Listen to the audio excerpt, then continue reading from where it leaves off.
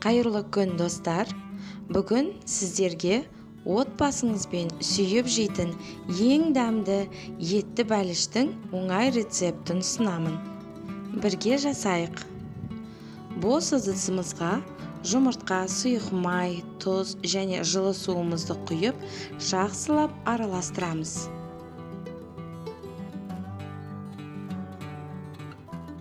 Ұнымызды електен өткізіп алып, үстіне қопсытқыш қосып, араластырамыз. Сұйық массамызға ұнды қосып, жұмсақ қамыр илейміз.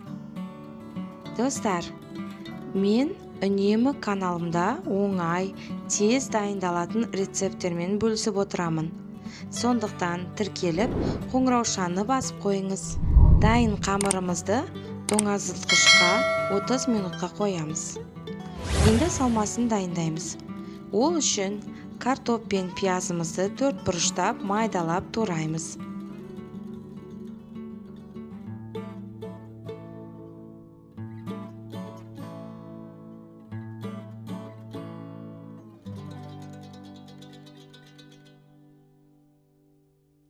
Татымына қарай тұз, бұрыш салып араластырамыз.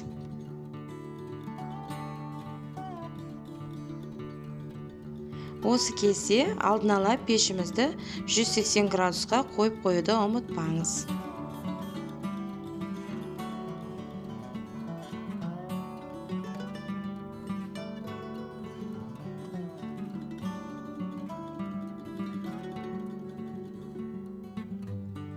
Қамырымызды екіге бөлеміз.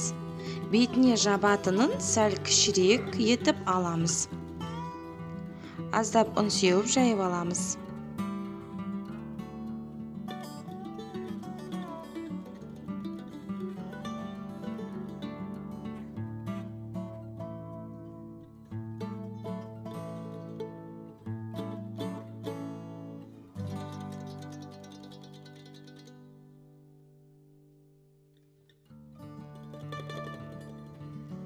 Тапаға пергамент төсеп, қамырымызды жайып шығамыз. Тегістеп алған соң салмасын саламыз.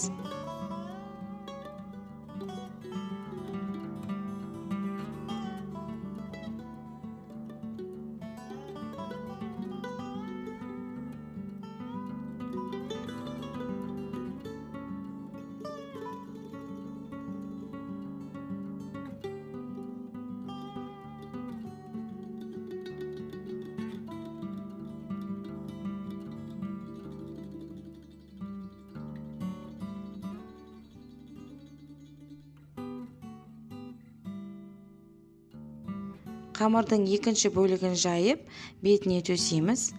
Асты үстін біріктіріп, басып шығамыз.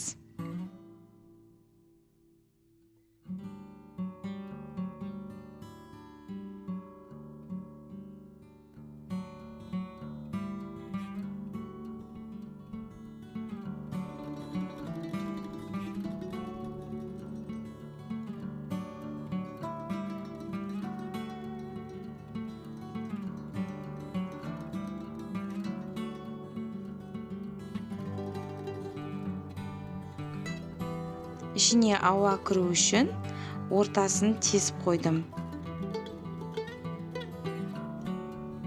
Бәлішіміздің беті жылтыр, әдемі болу үшін жұмыртқаның сарысын жағып шығамыз.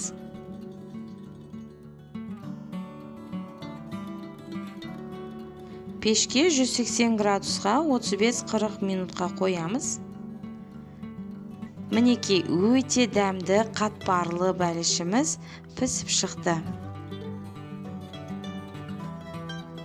Отбасыңызға жасап беретін керемет жұмсақ бәліш тағам түрінде ұсынсаңыз да болады. Міндетті түрде жасап көріңіздер. Ас болсын. Айтпақшы достар, тіркеліп, лайк басып, пікір қалдыруды ұмытпаңыз.